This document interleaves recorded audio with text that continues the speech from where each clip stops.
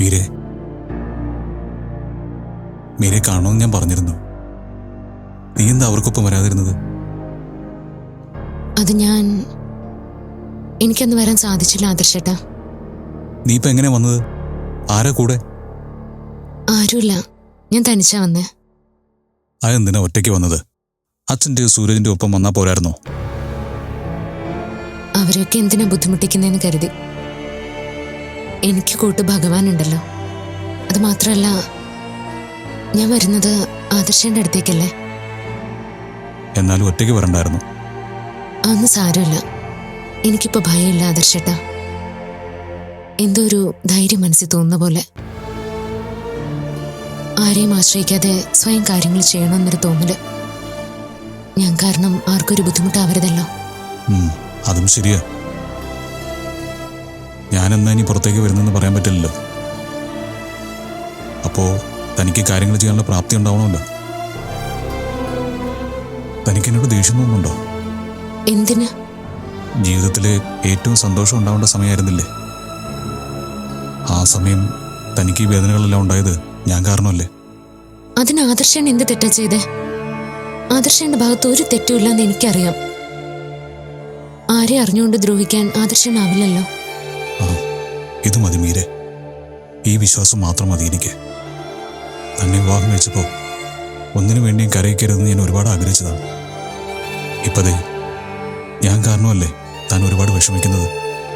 അങ്ങനെയൊന്നും ഞാൻ സ്വപ്നത്തിൽ പോലും ചിന്തിച്ചിട്ടില്ല. പിന്നെ എന്തിനാ അങ്ങനെ കരുതുന്നേ?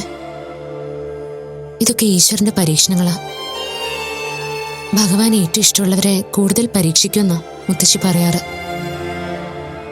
ഈ വിഷമങ്ങൾക്കും കഷ്ടപ്പാടുകൾക്കും ഒടുവില് നമ്മൾ ആഗ്രഹിക്കുന്ന സന്തോഷമുള്ള ജീവിതം കരുതി വെച്ചിട്ടുണ്ടാവും. ജീവിക്കാൻ എനിക്കിപ്പോ കൊതിയാണ് മീരെ. തനിക്കൊപ്പം സന്തോഷത്തോടെ ഇണക്കങ്ങളും പിണക്കങ്ങളുമായിട്ട് എനിക്ക് ജീവിക്കണം. അതൊക്കെ സാധ്യമാവുന്നുള്ള പ്രതീക്ഷയല്ല ഞാൻ കഴിയുന്നത്. അതൊക്കെ സാധിക്കും. ആദർശന്റെ നിരപരാധിത്വം തെളിയിക്കാൻ എന്നാൽ കഴിയുന്നതൊക്കെ ഞാൻ ശ്രമിക്കുന്നുണ്ട്. ഞാൻ ഇന്ദുവിന്റെ വീട്ടിൽ പോയിരുന്നു. പക്ഷെ വിചാരിച്ച പോലെ ഒരു തെളിവും കിട്ടിയില്ല. എന്നെ രക്ഷിക്കാൻ വേണ്ടി ഇറങ്ങി അപകടത്തിലൊന്നും ചെന്ന് ചാടരുത്. തനിക്ക് എന്തെങ്കിലും സംഭവിക്കുന്നത് എനിക്ക് സഹിക്കാൻ പറ്റില്ല. അങ്ങനെയൊന്നും പേടിക്കണ്ട. ആദർശനെ രക്ഷിക്കാൻ എന്തിനും ഞാൻ തയ്യാറാ. ഓഫീസ് കാര്യങ്ങളും ബാക്കിയെല്ലാം കൂടെ തനിക്ക് നല്ല കഷ്ടപ്പാടുണ്ടല്ലേ? ഏയ്, അങ്ങനെയൊന്നുമില്ല. പിന്നെ ഓഫീസ് കാര്യങ്ങളെക്കാൾ എനിക്ക് പ്രധാനം ആദർശന്റെ കാര്യങ്ങളാ. അതെനിക്കറിയാം. അത് അമ്മയ്ക്ക് മനസ്സിലായെന്ന് തോന്നുന്നു. വൈകാതെ തന്നെ അമ്മ ഓഫീസിൽ വന്ന് തുടങ്ങുന്ന പറഞ്ഞത്. അത് നന്നായി. അപ്പൊ അമ്മയ്ക്കും ഒരു ആശ്വാസമാവും. ഇപ്പൊ ഏതു നേരവും ആദർശന്റെ കാര്യം ഓർത്തുള്ള ടെൻഷനും വിഷമോ? എല്ലാവരെയും ഞാൻ വേദനിപ്പിക്കുകയാണല്ലേ? ഇങ്ങനെ വിഷമിക്കാനാണെങ്കിൽ ഇനി ഞാനൊന്നും പറയില്ല. ഇല്ല മീരെ, താ വന്നിങ്ങനെ സംസാരിക്കുമ്പോൾ എനിക്ക് കിട്ടുന്ന സന്തോഷം എത്രയാണെന്ന് തനിക്ക് പറഞ്ഞാൽ മനസ്സിലാവില്ല. ഞാനൊരു കാര്യം ആവശ്യപ്പെട്ട ആദർശനത് ചെയ്യോ? എന്താ മീരെ? എന്റെ പേരിൽ എഴുതി തന്ന പവർ ഓഫ് അറ്റോർണി അഭിചേച്ചിയുടെ പേരിലേക്കൊന്ന് മാറ്റി എഴുതാമോ? അതെങ്ങനെ ശരിയാവും? അഭിക്ക് ഓഫീസ് കാര്യങ്ങൾ എന്തൊക്കെയാണെന്ന് പോലും അറിയില്ല. ഞാൻ തന്നെ ആ സ്ഥാപനം ഏൽപ്പിച്ചത് താൻ ഭംഗിയായി ചെയ്യും, ഞാനില്ലാത്ത കുറവുണ്ടാകാതെ എല്ലാ കാര്യങ്ങളും നന്നായിട്ട് നോക്കുമെന്നുള്ള വിശ്വാസത്തോടെയാണ്. ആ വിശ്വാസം സംരക്ഷിക്കേണ്ടത് തൻ്റെ കടമയാണ്. അഭിയുടെ ഭാഗത്തു നിന്ന് തന്നെ വേദനിപ്പിക്കുന്ന പോലെ എന്തൊക്കെ ഉണ്ടാവുന്നുണ്ടെന്ന് എനിക്കറിയാം. അയ്യോ, അങ്ങനെയൊന്നുമില്ല. അഭി എനിക്ക് നന്നായിട്ട് അറിയാം.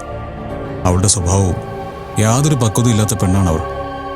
വായി വരുന്നതൊക്കെ വിളിച്ചു പറയും. അത് മറ്റുള്ളവരെ എങ്ങനെ വേദനിപ്പിക്കുന്നു അവൾ ചിന്തിക്കില്ല.